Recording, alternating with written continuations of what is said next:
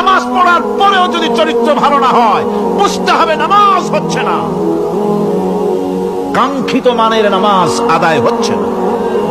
আবার শুনুন, রাসূল বলছেন, যার নামাজ তাকে পাপের কাছ থেকে ফিরাতে পারলো না, তার নামাজ নামাজ নয়, ওইটা নামাজ হয় নাই, যার জন্য তার পাপ থেকে তারে ফিরাইতে পারছে না।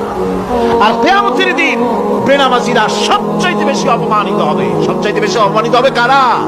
বেনামাজিরা। কিভাবে?